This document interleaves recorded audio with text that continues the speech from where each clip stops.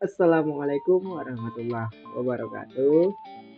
Saya Dastin Dava Danendra dari Universitas Islam Riau, dari program studi Teknik Informatika dengan NPM 2235100031.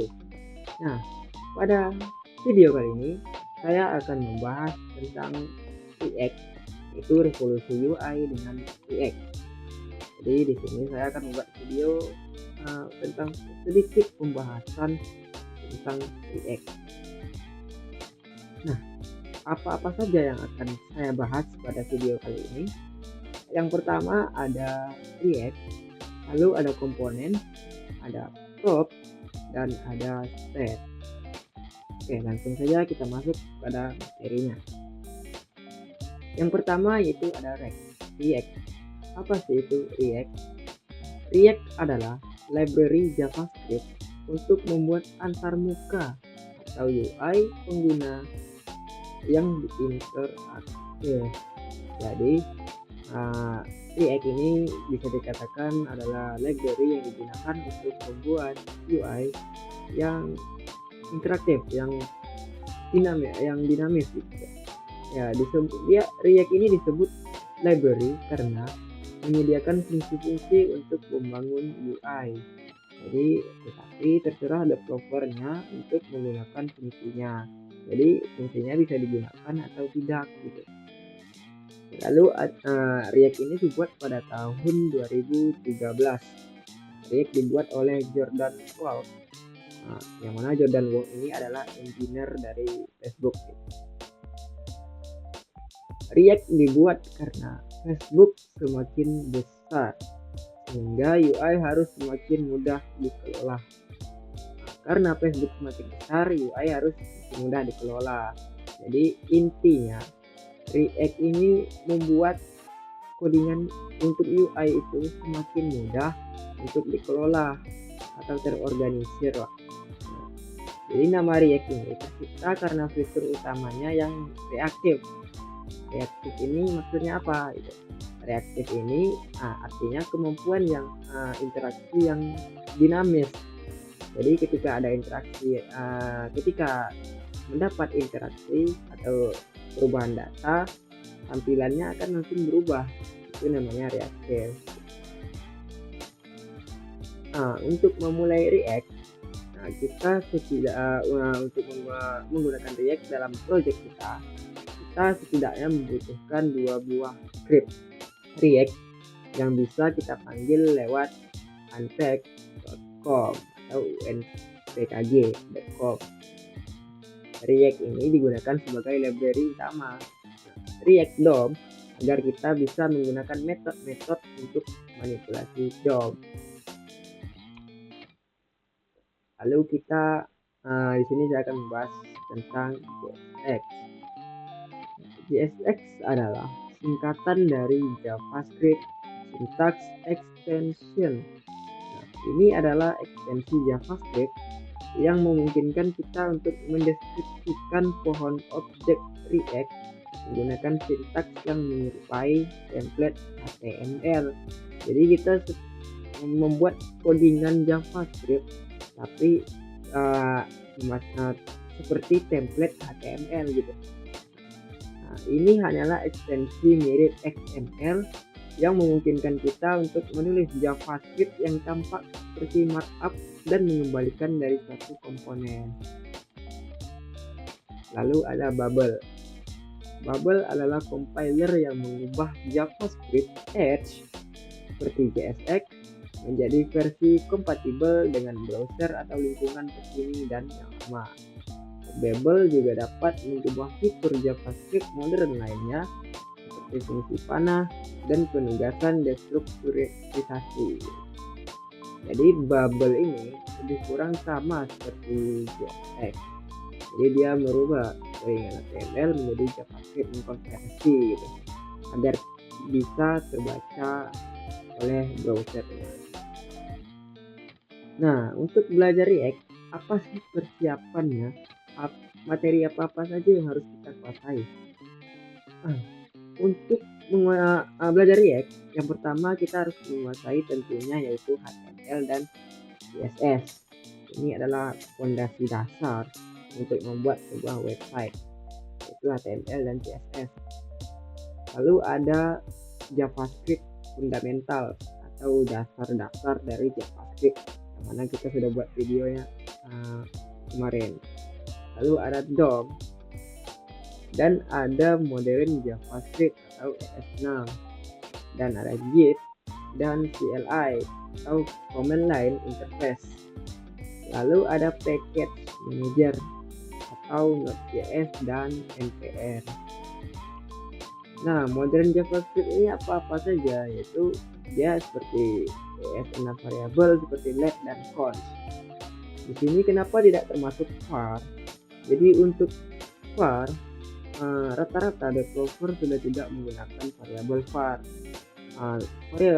Variabel yang disarankan untuk sekarang yaitu let dan const.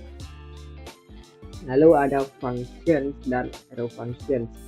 Biasanya function ini digunakan untuk membuat komponen atau membungkus sebuah kode yang banyak. Lalu ada object dan class, dan ada array dan array method, dan lain-lain. Masih banyak lagi ya dari JavaScript yang lainnya. Nah, konsep utama pada React yaitu ada komponen, ada prop, dan state.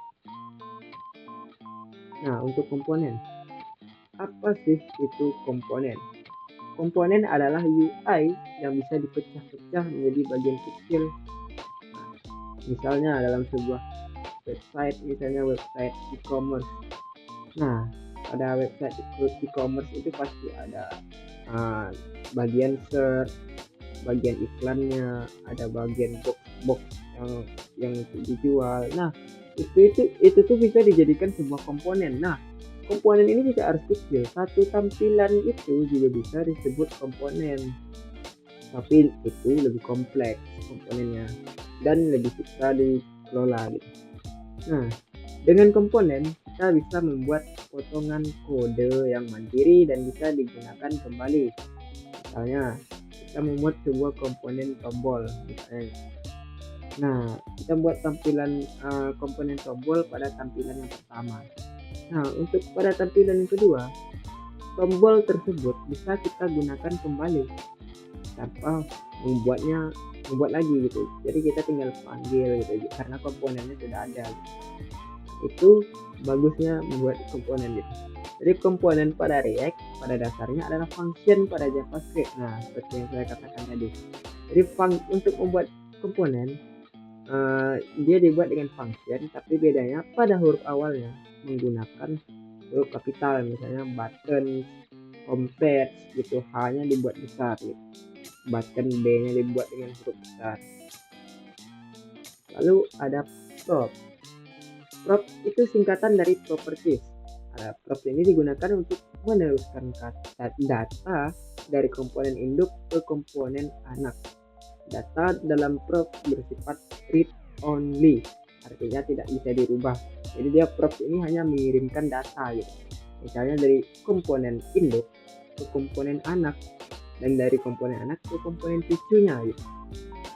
Jadi dia bisa komponen cucu bisa pakai data dari komponen kakeknya misalnya. Nah, gitu prop gitu. Komponen maksudnya data gitu. Data yang ada di komponen kakeknya bisa dipakai di komponen cucunya, itu prop. Lalu ada state. Nah, state ini adalah objek React bawaan yang digunakan untuk menyimpan data internal komponen yang dapat berubah seiring waktu. Jadi state ini biasanya mengandung dua parameter, yaitu ada untuk nilai awalnya dan untuk nilai tambahannya, untuk prosesnya gitu. Nah, state dikelola dalam komponen itu sendiri. Jadi state ini dibuat pada komponennya. Berbeda dengan prop yang diteruskan ke komponen-komponen bawahnya, komponen anak atau cucu gitu. Nah, sekian materi yang dapat saya sampaikan. Untuk selanjutnya saya akan sedikit menjelaskan pada codingannya langsung. Nah, jadi tadi kita ada membahas komponen, ada membahas prop, ada membahas state. Ini pertama saya akan menunjukkan seperti apa dan seperti mana itu komponen. Nah, ini adalah komponen button. Ini adalah komponen button, yang mana komponen button ini mengembalikan nilai button. Nah, ini digunakan, ini adalah JSX caranya. Ini kan sebenarnya sintaks HTML gitu, tapi kita gunakan pada JavaScript gitu. Nah, inilah fungsi JSX untuk konversinya agar bisa terbaca oleh browser gitu. Nah, di sini pada komponen ini terdapat sebuah prop. Mana sih propnya? Ini adalah prop. Ini sih. Nah, ini prop. Ini nilai defaultnya adalah kata atau string dari plus gitu. Ini adalah sebuah tombol, dimana tombol ini ada tombol plus, tombol tambah gitu. Ini komponen. Jadi cara manggil komponennya gimana? Nah, ini juga komponen nih, komponen home page. Jadi ini ada satu komponen, ini komponen lagi. Nah, ini disebut dengan set. Nah, set ini seperti yang saya katakan, di sini terdapat dua variabel lagi di dalamnya. Ini likes ini untuk nilai awalnya, dan set likes ini untuk penambahnya seperti ini. Nah, ininya set juga nih, function handle click. Jadi ketika handle click ini dipanggil, nanti set likes gitu, jalankan set likes, yang mana likes ditambah 1 gitu. Nah, plus klik ini juga. Nah, cara memanggil komponen itu gimana? Seperti seperti ini. Nah, seperti ini button. Ini kan tadi button yang sudah kita buat nih. Jadi ini atau ini juga komponen nih, header gitu. Komponen headernya mana? Ini mana dia? Komponen header.